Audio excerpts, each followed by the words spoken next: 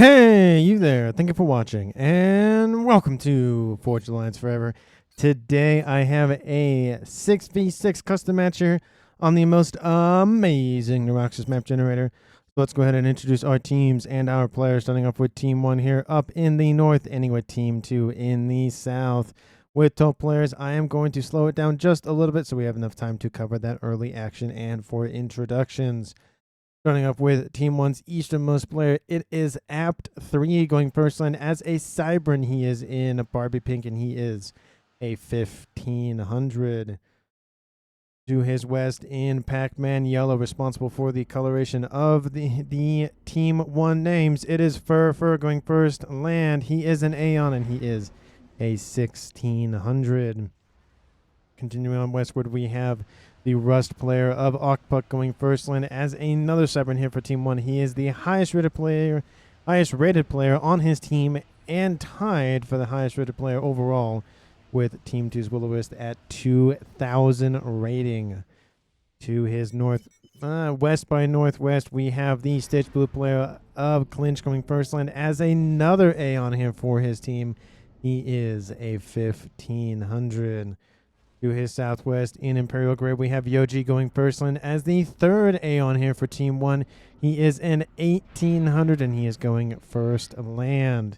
And last but not least, in the rear guard air slot for his team, it is Stinky Joe going first land, second air as a UEF. He is an 1100 in Ruby Red. So for Team 1 side of things, they have 3 Aeon, 2 Cybran, and 1 UEF, meaning they do not have access to Seraphim technology. Starting off with the westernmost player on Team 2 in Regal Purple, it is Moisto going first land as a UEF. He is a 1600. In Glow in the Dark Green here in the east, it is Sizalon going first there as a Cybran. He is a 1700 in this game. To his east, we have C2118 Freedom. Haven't seen him in a couple of casts recently. It's been a while since I've cast him, is actually what I should say. He is going first land as a Seraphim. I think he is the one and only Seraphim in this game, and he is a 1900. The player responsible for Team 2's coloration on the scoreboard, it is Naval going first land as a UEF in orange to color orange, and he is a 1400. The last frontline player to introduce for Team 2, it is Will-O-Wisp going first land as another UEF here for his team. He is a 2000 rated, tied with the highest rated overall with Ocpuck, and he is the highest rated on Team 2. And last but not least, in the rear guard air slot here for Team 2, it is Dorset going first line as another UEF here for his team. He is in Chevy Crimson, and he is an 1100. So for Team 2 side of things, they have 4 UEF, 1 Cybran, 1 Seraphim. Team 2 does not have access to Aeon technology. Team 1 does not have access to Seraphim technology. Let's go ahead and look at the reclaim on the map before our players scoop it all up. And for 12 players, we only have about 2,800 reclaim, which isn't a lot. It's probably 225 mass per player. It's not a lot of mass. And a lot of it will, again, because of that, more players will focus on mass points. And in terms of mass points, realistically, there aren't really that many at all. You have a nice set of them in the southwest and northeast corners here, but the corner players of Moistel and Team 1's App3 will probably get all of those. There's a Trimex position here, another Trimex, and another Trimex position, and realistically, that's really the major amount of mass points. Maybe there'll be something fought over here between Team 1 and Team 2, probably about here, maybe even these ones over here on the eastern side, but realistically, obviously, the mirrored over there in the west. But there aren't really a lot of mass points either, so players are going to be a little strapped for mass here in the beginning of the game. We'll probably see them focus more on mass fat farms and Rascoms as they get their ecos situated and up and running. But it is currently 2.5 minutes, so let's go ahead and turn this game back to 0 game speed or sim speed and see what our players are doing. Looks like Team 1's App3 is very fast on his movement outward. Of course, he's a little bit, closer to that eastern narrow neck of land than Team 2's players, but he's going for it, and he's going pretty far. He's going all the way down here, trying to grab some mexes along the way, it looks like. Actually, that's not him. That is some of his factories going that far. But he is going in that similar direction. We do see a couple of engineers going for those, again, those side mixes. And it looks like a 2v1 scenario here for Team 1 and Team 2. Team 2 having Will-O-Wisp and Dorset on the Eastern Island versus AP3.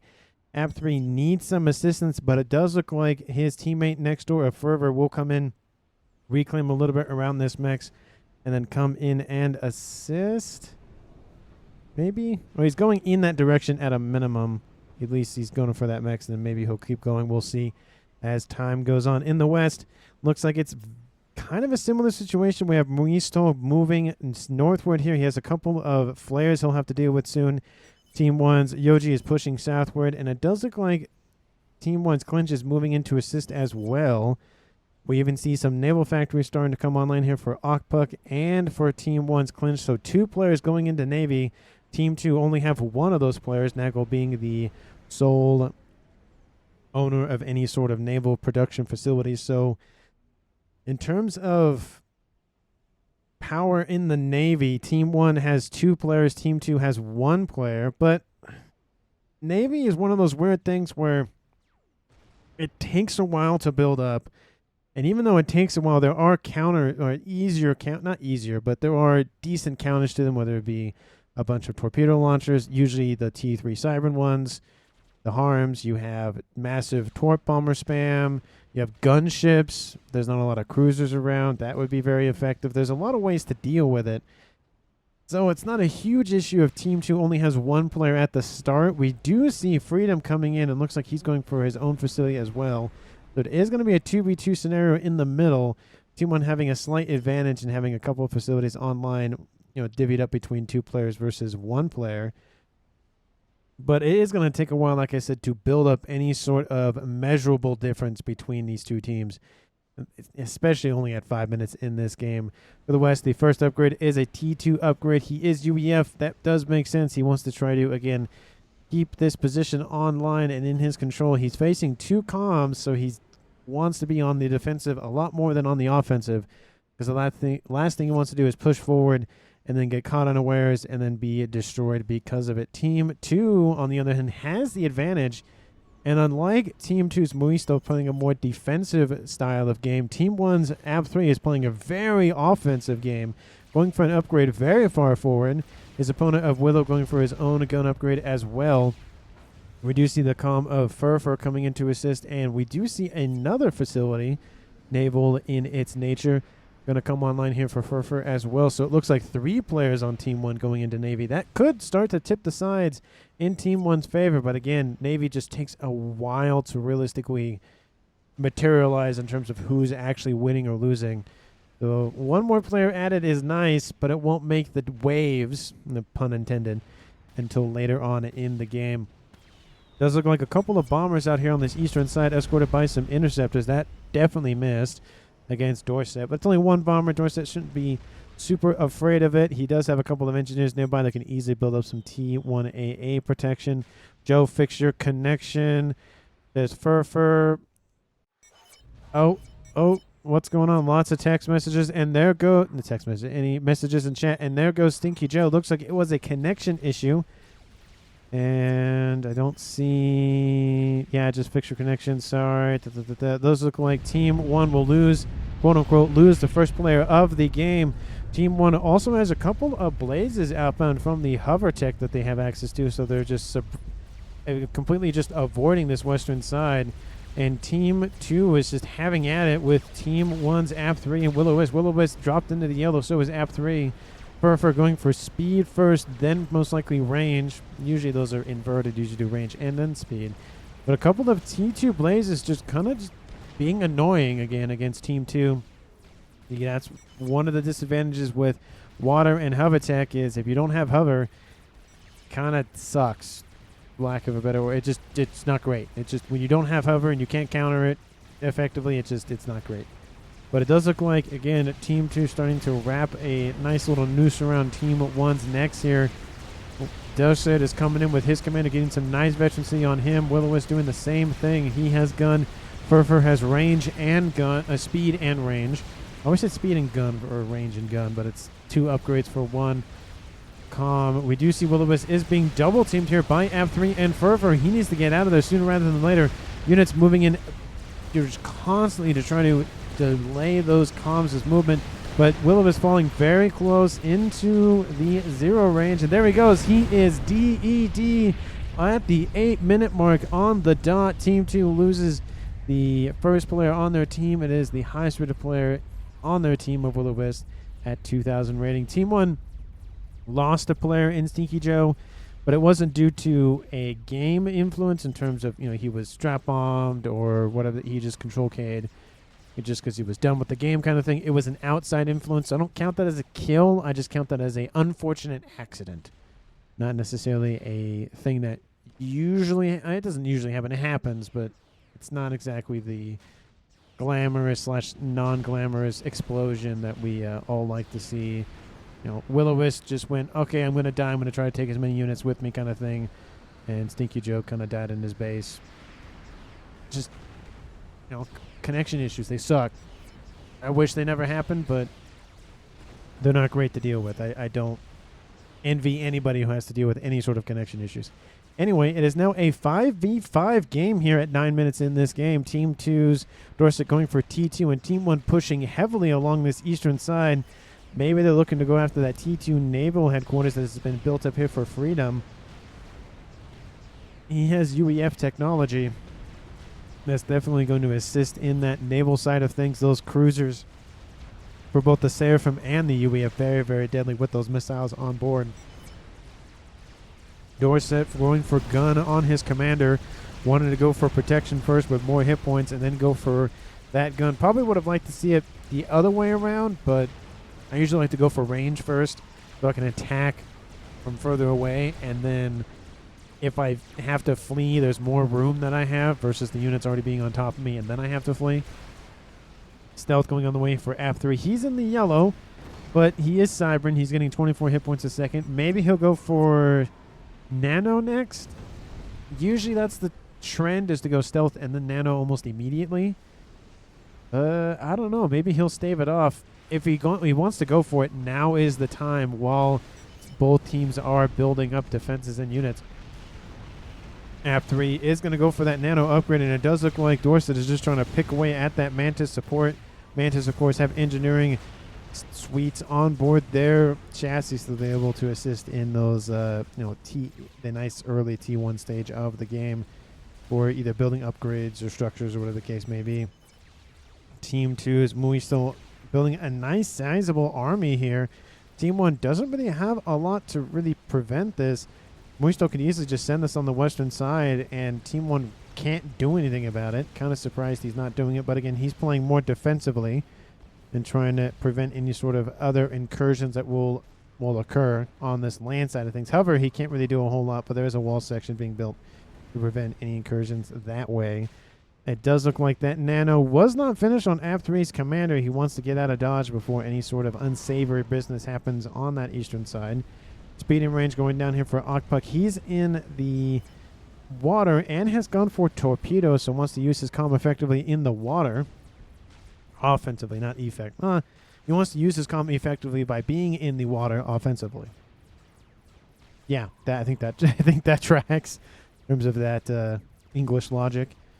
Team 1 does control more than 50% of the map. I don't count the Navy for most things, especially because you have a small fleet over here, a small fleet over here, and then a giant gap that's not being occupied, and that's not having structures or anything that's, defenses. Nothing is there, so I don't count that as quote-unquote part of the map and that percentage is until there's, torpedoes or T1 spam factories, whatever the case may be.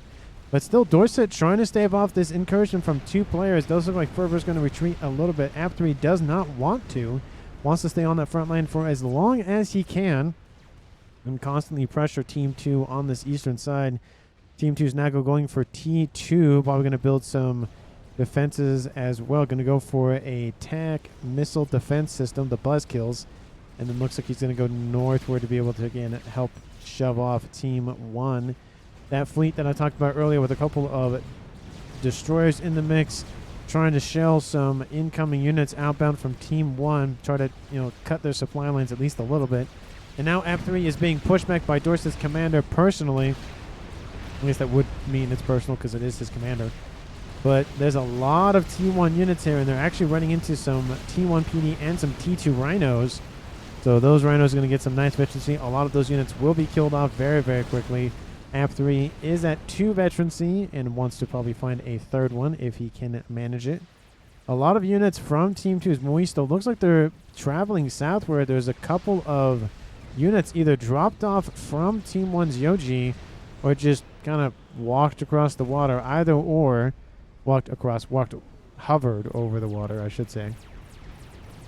And it looks like that was dealt with pretty quickly. It does look like more blazes did appear, but there are a couple of T1 PD that have been built. Maybe those blazes will get a T2 extractor, but that's really about it. The shield should really be protecting those blazes, but it's not really being microed as well as it could be. And that attack doesn't really even achieve a whole lot. Doesn't even kill that T2 mass extractor. It's actually being repaired as we speak by Moisto. But the naval side of things is starting to gear up. Team 1's Akbuk is going to actually push with his commander alone because he has torpedo on board and nano and gun. He is kind of beefy. And we'll start to shove back these units here outbound from Freedom. There is a bulwark in the mist as well to be able to stave off any sort of hit point damage for the time being. Has 5,500 on board.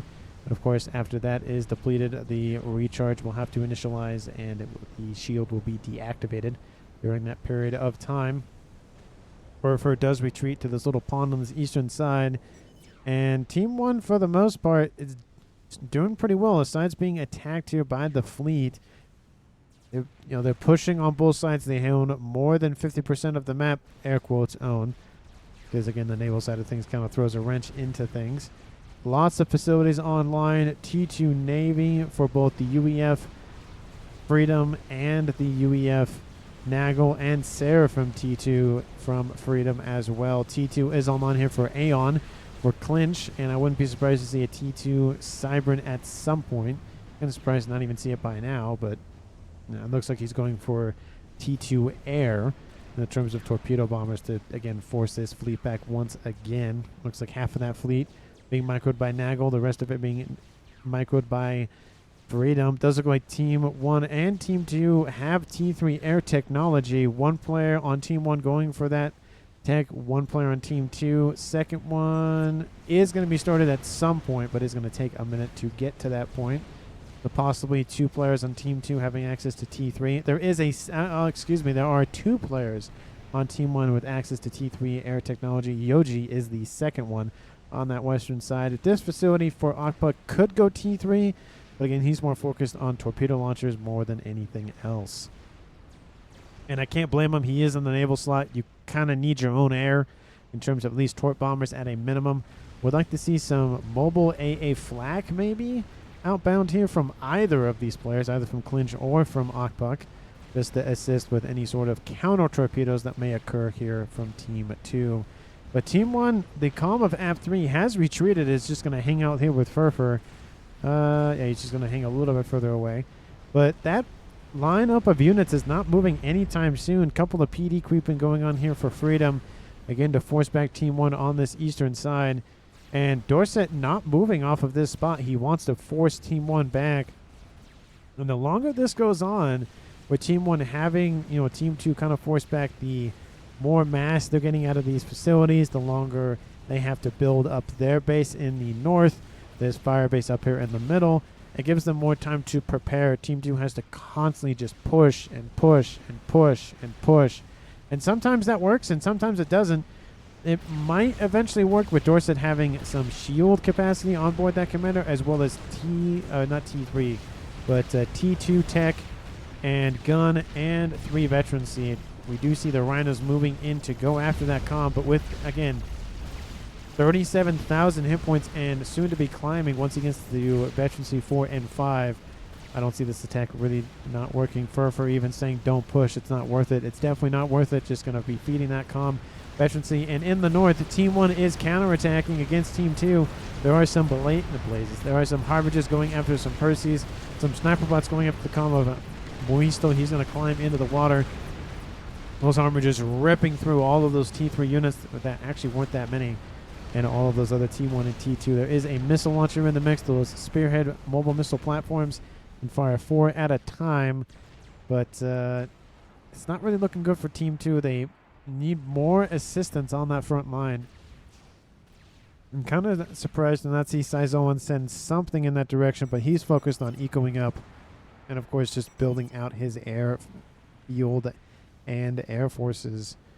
Team 1 is doing, of course, the same style of things, just trying to build their air forces up to be able to curtail any sort of ASF or bomber or gunship nonsense that Team 2 might throw at them. But now the fleets have been merged here for Team 2. Freedom gaining control of all of it, while Nagel is focused on other pursuits. Looks like he's just focused on producing.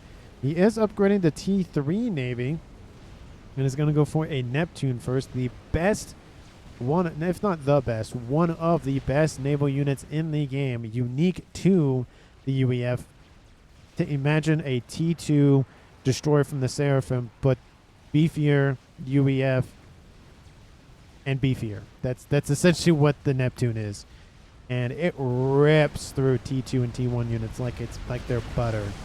Just rips on through them. But we do see a nice squad of Harbingers assisted with some flak from Team 1's Yoji coming in to try to deal with something. Going after T2 Mechs here. We'll get one. Looks like that was the 2. I think that was Team 1's. So 1, 2, 3, 4. And then maybe they'll get a 5th one. We killed off 5 T2 mass points at the moment. We have a couple of Perseus and some tickle cannons trying to force these units away or kill them off. Whalers above as well. Killed off another set of T2 Mexes and another one as well. This is what T3, that Harbinger is not going to survive long enough. Saizoan actually comes in to deal with that personally.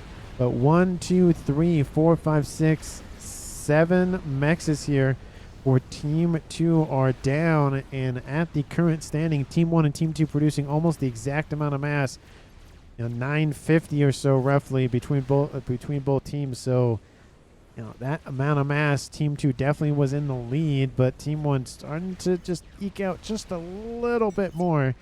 It does look like some drone upgrades are being built here from Moistol. Those drone upgrades are pretty cheap and they finish very quickly, so they're there and then they're not there because they're done that quickly. T3 coming online as well. He'll probably want to build some Ravagers to defend against any sort of other incursions. Team 1 has done a great job of forcing Moistol back and keeping him on the defensive.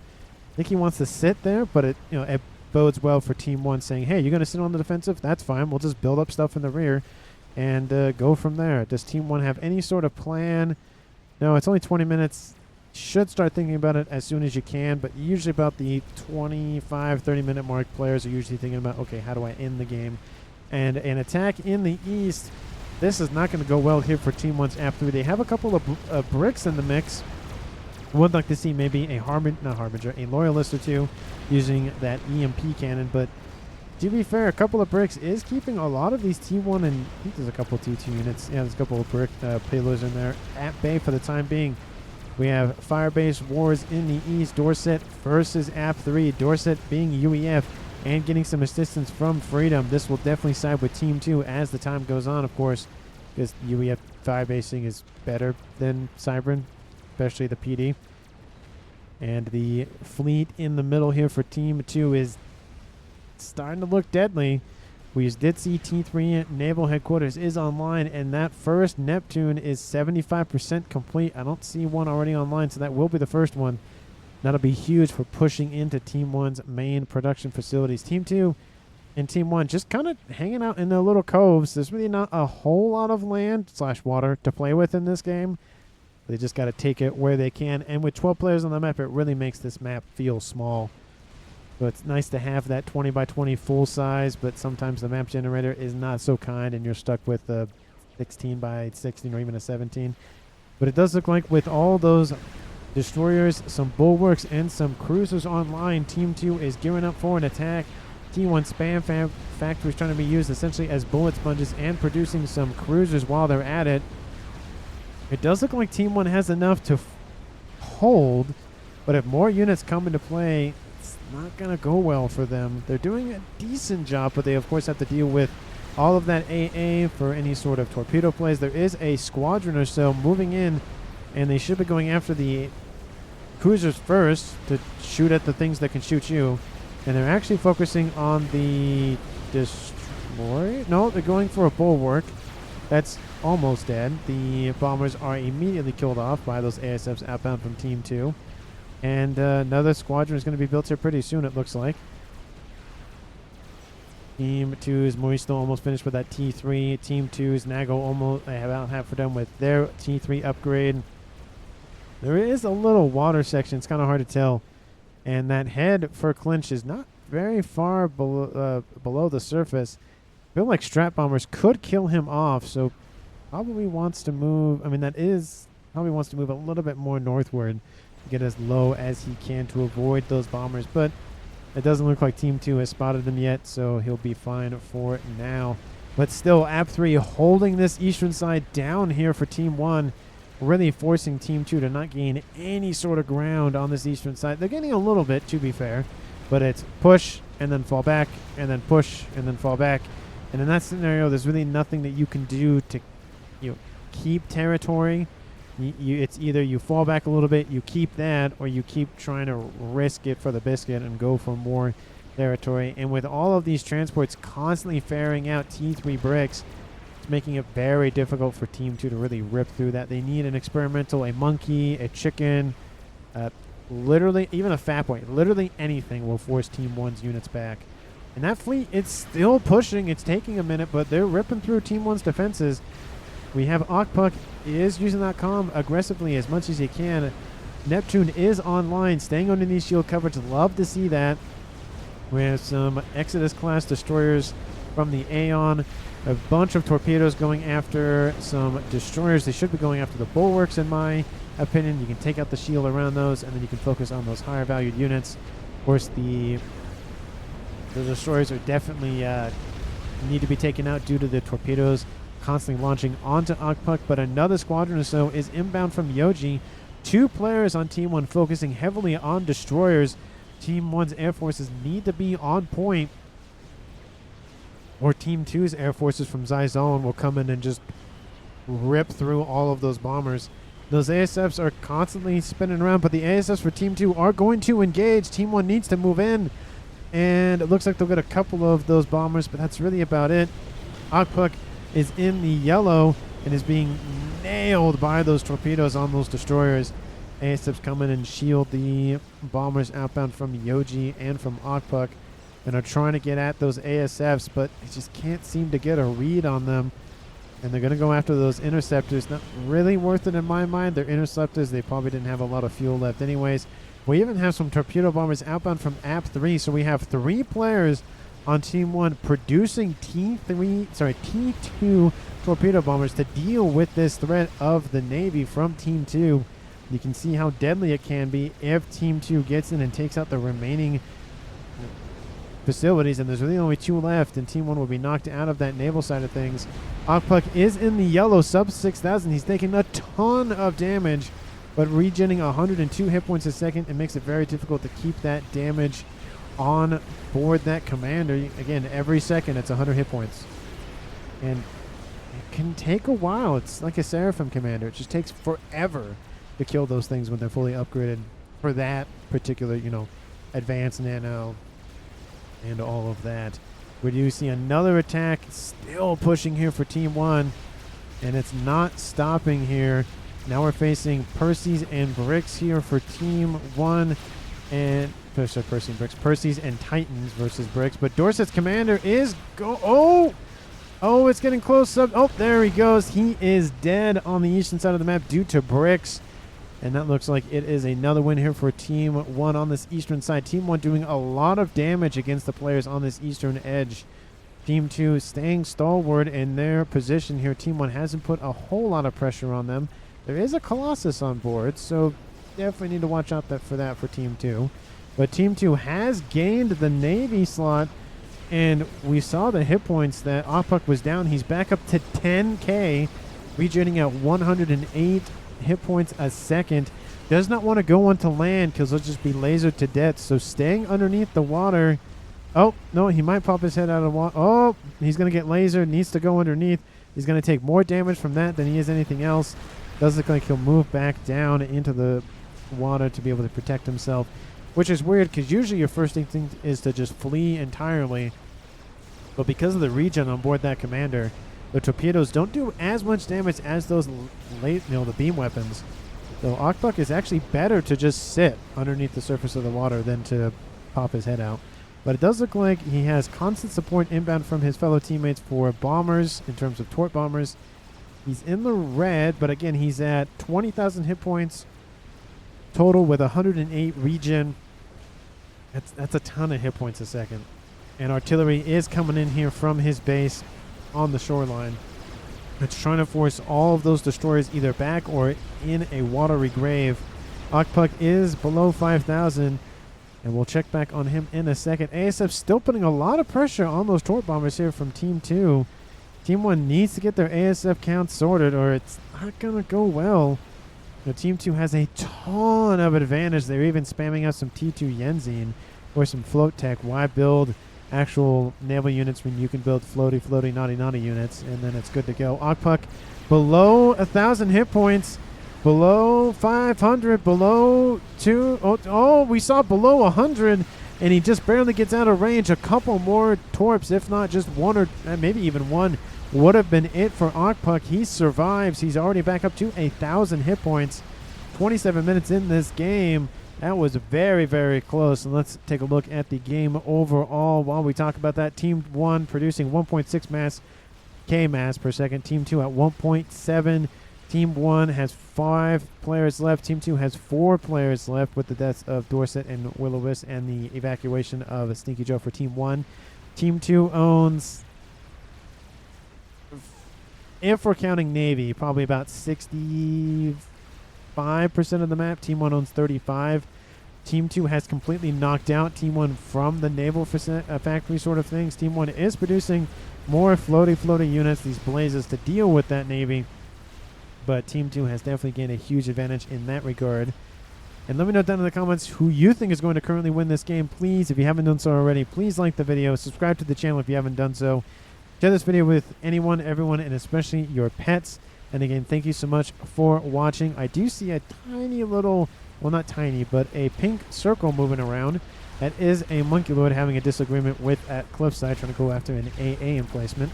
And it looks like it's going to go after some T3 headquarter facilities. There's 1, 2, 3 of them in this bay. That could be very bad here for Team 2. Losing access to T3 UEF and T2 Seraphim will put them behind severely. They'll have to rebuild or / upgrade those facilities once again. That would allow for Team 1 to deal with the fleet in the bay and then build a bunch of units, maybe even go back in the Navy. But we do see that Monkey Lord ripping apart that T3 headquarters. Engineers trying to keep it online, but that's not gonna work. And this monkey is pretty much well left alone. 35 hit points a second. That's base regen. Kind of just hanging out. There are a couple of T2 Yenzine coming in to deal with that monkey, but it's being very good at keeping just its laser above the surface of the water, but it can still do damage. But again, still be annoying and not really be above or below, just kind of in the middle, in limbo, essentially. Does look like that monkey is going to go straight underneath and go for this facility, and then maybe go south for this one, or maybe even go westward for this one. We'll have to see where that movement takes that Monkey Lord. But now the spam is real outbound from Clinch. He's going for T2 Blaze spam, trying to, again, why build naval units when you can build floating units and they're not as effective, but they're just annoying. You can see they are ripping through those destroyers. They don't do as much damage, of course, than the destroyers, but they cost less. So there's that. And, of course, the destroyers have way more hit points than the blazes do. But look at this. They're just ripping through that thing. Death by 1,000 cuts kind of thing. And the Monkey Lord kills off the T3 naval headquarters here for Naval. And that Neptune is going to die to a monkey. That's going to hurt. Naval says cheater from... in all chat saying, hey, no, you can't do that. And probably Team 1's App 3 is like, try and stop me. Does look like there is some forward momentum coming out from Team 2, out from Maurice, though. But a couple of Colossi come in and are going after that Fat Boy. That Fat Boy dies. There is a monkey coming online here for him as well, trying to pincer maneuver them. Does kill one of the Colossi. The other one will be fine. And is he planning anything? He is. He's planning some Novak centers being built in the rear guard. Any sort of thing. That's another thing here for Team 2 Freedom. With anything else planned? No. Quantum Gateway. Suits there. Not really a whole lot. Monkey Lord again going after another headquarters facility. This being the Seraphim variety. Freedom will lose that. And now Team 2 has lost all of their headquarters. For the naval side of things, will severely slow down their progression in that side of things, giving Team 1 a lot of time to rebuild and replenish. Nuke launcher coming online here for App 3. Nuke launcher online here in the north here for Furfur. Another nuke launcher online. Team 1 has/will have 3 nuke launchers. At that point, you might as well just build something. Well, if they had Seraphim, they'd build a YOLO. But that would be my opinion. If you're going to have three players build, each of them build a nuke, you might as well have all those 3 players combine resources and build a YOLO and call it a day. But Team 1 does not have access to Seraphim tech, so they can't do that. It does look like those Blazes are gearing up to fight those Yenzi and trying to take out that Team 1 naval facility. And it's interesting. Why not, go for T2 hover tech spam and not go for, the T1, T2 naval side of things. Spam out the Blazes, because why not? They're cheaper, they're faster, and they can go from land to sea. I guess the Cyber and Destroyers can do that, but they're the only ones that can do that. Nuke is inbound here, going after the air grid here for Team 2 Zyzalon. He does have an SMD, and it is loaded. So that nuke will be shot out of the sky. But that is the first nuke launched of the game. 32 minutes on the clock. Well, it's actually a little bit earlier than that, but at mentioning. We have a Megalith here to the west going after some of those cruisers.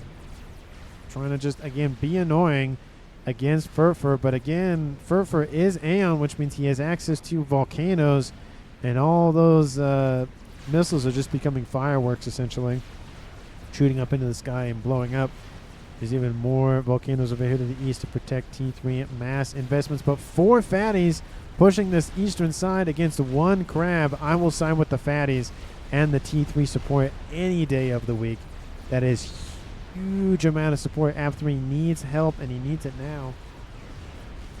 He is building a second crab, but it's going to take a minute to build that. It does look like all of those T2 Yenzines are moving in to support the fleet in the east. Crab going to look like emerge out of the water. It does get pinged. And the crab here for App 3 trying to get in range. Bricks being used as the focusing fire target here for Team 2's Fat Boys. But now that they're all gone, Fat Boys will just open fire into the chassis of that Megalith. And those hit points are going very, very quickly. Megalith is in range to take out one of the fatties. But the fatty going to use the shield of another one to protect itself. At least try to do so. Air shields being built as we speak to do that as well. In the west, Team 2 is counterattacking, going after this fire base that's lasted for a while here for Team 1's Yoji. Scooping up some wrecks here, and does have a Monkey Lord, the one we saw in the water earlier on. And does have a Fat Boy in reserve moving northward. But again, look at all this blue moving southward in the water. And look at all of this gray surrounding this 1 crab. The crab actually pretty much perfectly fine. Just kind of hanging out, not doing a whole lot, just throwing its torpedoes out, going after some of those. I think that is the destroyer, and then he'll go after the cruisers after he's done with those. Again, shoot at the thing that can shoot at you, and then shoot at everything else. But those Yenzine do make landfall, and another nuke is launched outbound from Team 1's yellow player of Furfur. And Fat Boys are starting to reach that main base for App 3. A second crab does get built. We saw that earlier, trying to hold off this group of Yenzine. And those Berks are doing a pretty good job of dealing with those. But, again, 4 Fat Boys. I just want to make that a point. 4 Fat Boys are online. There are a squadron of strap bombers here for Zyzalon. Don't know what those are going to be used for, but we will see. Nuke is inbound and will be shot down again. Does have a secondary SMD. They are both unloaded. Team 1, do you have a nuke loaded? Probably not, but the crab in the east takes out 2 of the Fat Boys with the assistance of the crab that emerged from the water. Team 2 has lost most of their artillery support, and the third one will be killed off here pretty quickly. That is gonna hurt. There it goes. 4 Fat Boys are down, and the engineers are on station for freedom to scoop all that mass up. Team 1 has been able to recover with a T2 naval headquarters here for Okpuk and a bunch of spam factories here for Clinch.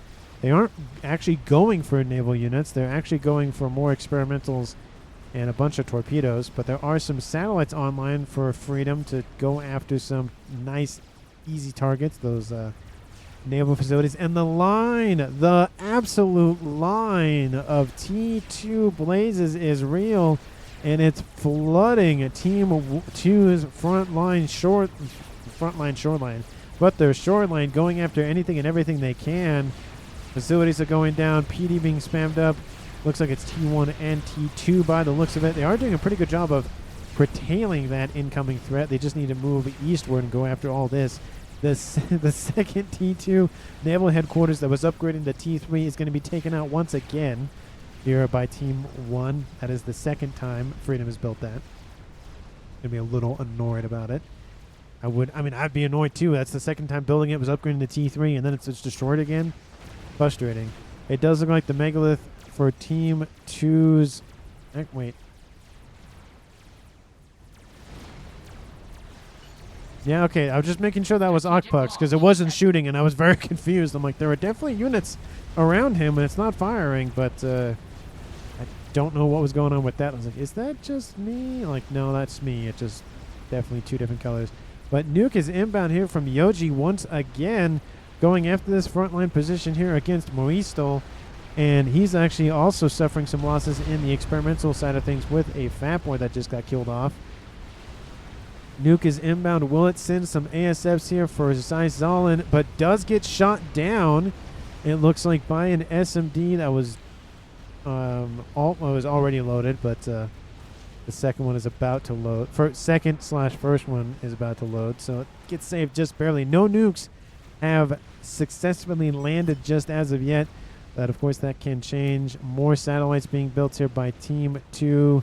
2 players, of course, building them. And a YOLO is planned here for Freedom. I made mention of a YOLO earlier. Would love to see those in action. It's just that beautiful explosion that happens is just, it's very wonderful to see. It's never wonderful when it's happening to you, but it's always wonderful to see. That's how I will phrase that. I was saying, oh, look at the pretty lights as my base just goes up in smoke. But it does look like Team 1 is, again, being lasered from the sky. Team 2 trying to focus on the nuke launchers first. Probably should be better yet focused on the mass producing facilities here for Team 1, just to kind of curtail that mass income. Team 2 is in the lead by 200 mass a second, but Team 1 is building their own emissary. Some long-range artillery options here for them. And it does look like pings go down probably by Team 2. There is a donut online, and that donut is perfectly fine. Team 1, it's kind of hard to tell with the ASFs, is losing ASFs by the tens. Team 2 has air control at a minimum, and I wouldn't say dominance, but it's pretty close to that. But there is a secondary group of broadswords inbound here from Team 1's Yoji, going after some SMD assassinations so that the nukes can land. The ASFs being called forward as quickly as they can be. Some that were just built off the lines coming in to go after those broadswords. Broadswords, of course, best for attacking ground targets. Broadswords going after anything and everything. Should be going after the Fat Boys. Should be going after vital targets. There are a couple of satellites down here. SMD is hurriedly being built by engineers. But the gunships are trying to go... Oh, nope. Target... Oh, trying to decide what they're going. Looks like they're going for this SMD to the west here for Naval. And they might get it. I don't know if the shields are going to allow them. It's a layered shielding. You can see some of the shots go through the first shield, but then hit the second one. More shields are being built as we speak. Those gunships probably not going to pierce that shielding, but taking out 2 SMDs in the east is huge here for Team 1. Might allow for 1 nuke to finally land. And speaking of nukes, it is launched here by Furfur. It's going in the east. It is going to land. That SMD was just built, and that is a lot of engineers surrounding it. Either Freedom says, send everything that you have into this thing, or just say, I'm done, and leave what's there. Reclaim the Novaxes if you can, kind of thing. That nuke is inbound, and it's going straight for them. But Strap Bomber's in the north, going after Clinch. At least going after something. Oh, it looks like they might have gone after this. Looks like that was just the path. Yeah, a couple of shields are down. That was probably what it was. But Clinch, I mean, he has some Strap Bombers surrounding him, probably to build some defenses for himself, but it's fine for now. That nuke does launch. First one of the game. Kaboom! The third satellite is still online. Team 1 has launched another nuke, and it's going short for the water. Freedom has a T2 transport on standby to be able to pick him up and move him. Nukes, another nuke. I was going to say nukes are inbound, of course. Another nuke is inbound. This time it's going after this position. The SMD will cover him, but does have a transport ready to evacuate as well. Freedom gets pinged saying, hey, I saw one. There's a nuke inbound. You got to watch out. And that comm does try to get on that transport. Looks like he's trying to move. Does get sucked up. The nuke is inbound. Will he make it out of dodge? No, he will not. The transport is killed off, which means the comm is killed off. And that was a close escape. A bit too late, says Nagal. Yet that will definitely ring out here for Team 2. That was a bit too late on that movement. Saizon definitely did notify his teammate of that, but it just was a little too late. We have a couple of T2 blazes on this eastern edge going after resourcing options in the southeast corner. Czar is online, going to go after this Fat Boy. It looks like Fat Boy doesn't have any shields. It's actually, I think it's stopped, but it does get killed off by the Crab. It does look like the Donut is focused on something. Looks like it's going on for defenses, but it actually is going to shift over to the SMD over here to the west that the broadswords couldn't get. If it keeps going, if it doesn't stop, it's going to miss it. Okay, is it going to be enough? It's enough. It takes out the SMD. Nagal is not defended. There is a second SMD that was just built, and more of them built all the time. There is one that is half loaded nearby, but Team 1 should be easily able to, well, if it's launched from Yoji, I don't think it will be, but if it's launched from Team 1's Fur, it might be, and it will be from App 3 at that angle. But Team 2 has to be very careful whether they put their commanders, because Team 1 looks like they're just assassinating via nukes, which, you know, is always fun to watch versus assassination by Strap Bomber. Speaking of which, Strap Bomber is inbound for that Crab, will assist in killing that off. Team 2 is pushing that fleet more and more northward once again, going after whatever they can. Team 2 trying to fight back on this western edge with a ton of Ravagers into the backs of that Galactic Colossus. That's not going to feel good. And it does look like more satellites being built by Team 2's Moisto in the corner. He had how many? 1, 2, 3, 4, 5 of them on. Sorry, excuse me, 6 of them online. Building 7 and 8 as we speak with the. Well, that one's killed off. I was with the 9th, but that one is dead. So possibly 8 satellites online. There's not a lot of shield emplacements that could really hold up to that scrutiny. And the satellites have gone after the air grid in the northwest, have killed off the nuke that was built over here. And Yoshi, trying to escape underneath the surface of the water, does not make it. He was just short. And that is a kill here by Team 2's satellite player of Moistol. It is now a 4v3 in favor of Team 1. And Team 1 is suffering some losses in the naval side of things once again. They've made a lot of progress on this eastern edge, constantly forcing back Team 2. Zaisalwan being very stalwart and just kind of fanning out what he can.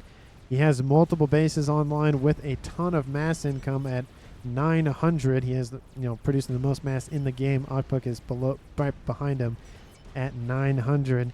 Emissary Fire is raining in. Don't know what they're raining on, but should be raining in at least on the satellites in the west. Does Team 1 know? No, they don't even know about them. They know about these ones. I mean, I'd go after those ones at a minimum because you know about them. But Team 1 is focused on this eastern edge. There's not really a whole lot of vital structures, but another nuke is going to launch right here, and that one, if it's from Fur, it might land. The SMD to the west is loaded, so it might just barely inch it off. Like, you might be able to cut it from its trajectory, but we will have to see. Artillery going after the air grid here for Team 2. Saizoan using Seraphim Tech to shield his bases. Very smart move, and is building his own hovertham as well, and is cloaked, so he's being very, very defensive and strategic and deliberate with his moves. Shields pop back online to support. One emissary is not going to be enough to crack those shields. AB3 launches his own nuke, and this one will land here to the east, outbound from Fur, but this one outbound from AB3 might just get shot. Yep, there it is. Gets shot out of the sky. Doesn't get a chance to land. It does look like Naval probably would have died had that SMD not saved him. But that SMD is no longer loaded. None of them are, so Team 2's Naval has to be very careful. 4 SMD around him. But this one is the closest. This one has a ton of support. And again, it's not loaded. But there is a crab coming online, and that's not going to feel good here pretty soon here for the eastern side of Team 2's bases. But the T2 spam is just not as effective as it used to be. Tons of Yenzine also on scene. A bunch of Summits and some Neptunes as well. That's not going anywhere here. There is a T4 Tempest experimental battleship online here for Team 1's Fur. I mean, it can do some damage. It does do a decent amount of damage per shot, but with all the support in the water, that's not going to last very long. ASF's pushing and pushing Team 1 back, just being very aggressive. Team 2 owns a ton of them. 300 to be exact. Fur only having 87, so it's essentially actually more than a 3-to-1 advantage here in that side of things. And it does look like Yoji does notice the Novaks in the rear. It does look like the emissary is targeting the satellites here. 2 of them have been killed off. The third one is under threat here.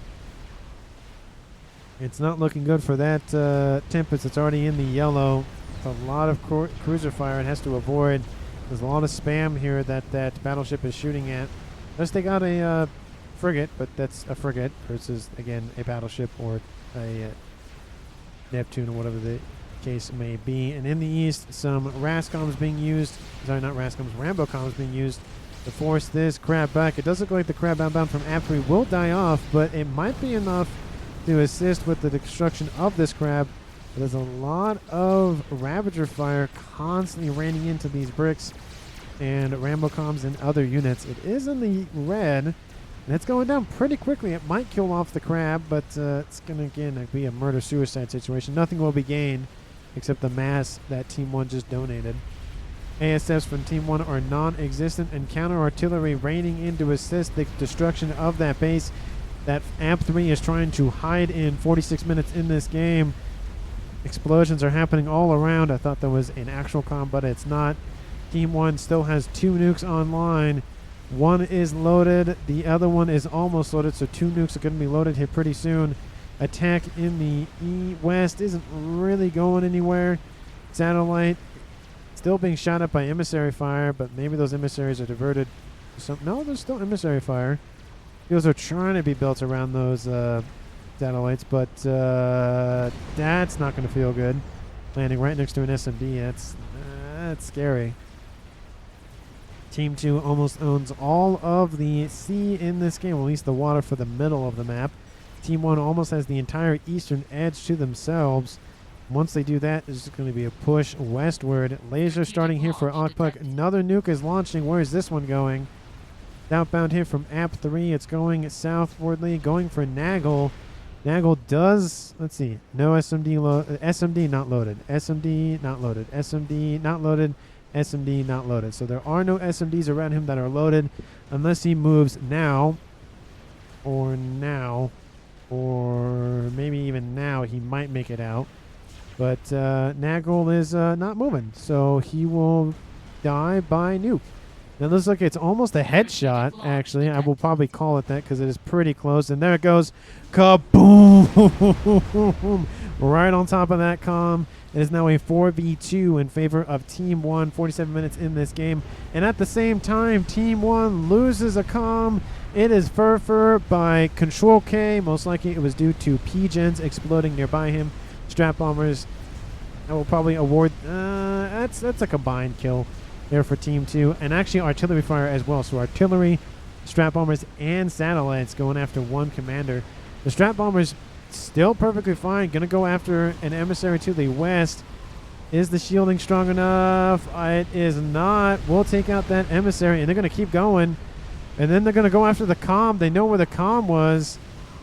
Oh, ground fire this.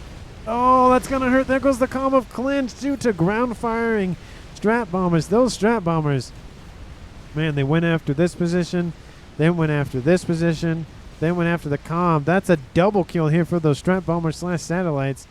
That is huge for Team 2. It was a 4v2. Now it's a 2v2 in the span of a minute. 48 minutes in this game, and now it's Okpuk and AP3 versus Sizolin and Moistol. Moistol has lost most of his satellites in the south. Still has 2 of them online, but most of that firepower has been diminished. It does look like the artillery fire is focused on the remains of whatever the air grid was here for AP3, just kind of hanging out underneath shield coverage. Okpuk was building lasers, most likely building teleporter. Yep, building teleporter as we speak. And that naval side of things is just, it's not great here for Team 2. It's not great here for Team 1. Really good here for Team 2. Lots of 2s and 1s and T's and all that stuff. But Megalith on the west side of turn trying to protect, but there's a line of Perseus, and they are not stopping anytime soon. They're going to keep going into as far north as they can. And do not tell me artillery fire from an emissary is trying to target T3 land units. Is it not? I don't know where that's going. Is it trying to go after the comm? Because that'd be very interesting. But no, I think it's still going after those Novaxes. Kill and get reclaim, says Nagel. The Team 2 is starting to make some progress in pushing back Team 1 on this eastern side. I was going to say that Team 1 was probably going to win this with all the nukes and whatnot, but Team 2, with the pressure from Zizalin going after multiple strategic targets, taking out 2 artillery essentially, and 2 comms in the process, that definitely just cut the momentum here for Team 1. And even though Team 2 is pushing in, they are facing heavy resistance, a bunch of AA, some artillery in the mix, and everything has been transferred over to Okpuk. Okpuk went in for a teleportation, but gets killed off immediately by Team 2's defenses, and it is 50 minutes in this game. AP3 is the last surviving member of Team 1. That was easy, says Will-O-Wisp. I would not agree with that. It was definitely not easy, especially when he was the first official kill. And it does look like Team 1's AP3 just says, see ya, bye, and just books it out. Team 2 wins that game, and I'm going to give the MVP award, I think, without further ado, to Sizolin. He built a huge air force. So he gained air control at a minimum. He then took everything that he got from other dead players and funneled it into mass amounts of Navy. Obviously, Nagel and Freedom were a big help in that. Strap bombers were built up, went after Fervor's comm and the emissary, kept going west, took out another emissary, and then continued to go, which I was very surprised by that, and ground fired the comm and Clinch off as well. So in one foul swoop, killed 2 emissaries and 2 comms, just completely depleting Team 1 of any momentum. Okpuk was already building a laser. He teleported in, tried to kill something off. That didn't work, and AP3 goes, nah, I'm good. See ya, bye. So I feel like Sizolin deserves the MVP award for this game. Let me know down in the comments how you felt about that. Please hit that subscribe button if you've been enjoying the videos and the casts and whatnot in general. Please like this specific video if you did find it enjoyable as well. Hit the share button. Thank you so much for watching. I greatly appreciate the eyeballs, the time, the attention. Thank you so very much. And I will see all of you in the next one.